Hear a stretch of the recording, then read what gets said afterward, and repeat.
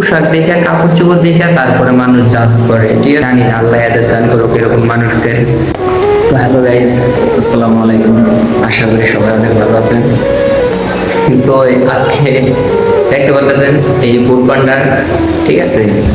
তো আজকে গুলশান 2-এ আসছি, হানিফ টাওয়ারে। ঠিক আছে, হানিফ টাওয়ারে আসার পরে মানে ওনাদের কথা হইলো গিয়া, ভাই আপনি আসছেন, আপনি বাইরে ওয়েট করেন, এই দেখেন সিঁড়িতে বসতে দিচ্ছে। ঠিক আছে, তো যদি একটা কাস্টমার যদি থাকতো, ঠিক আছে ভাই, তো এরকম কি বিহেভ করতে পারতো একটা কাস্টমারের সাথে?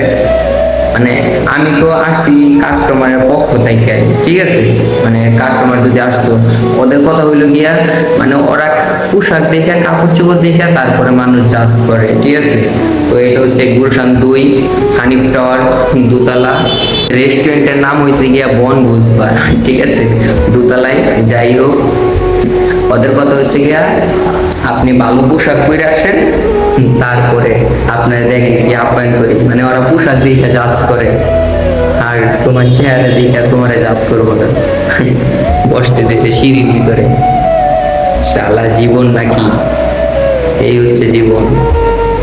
তো যদি ভিডিওটা ভালো লাগে, আর এরকম জানি না, আল্লাহ এদের দান করুক এরকম মানুষদের, যারা এরকম করে মানুষের সাথে।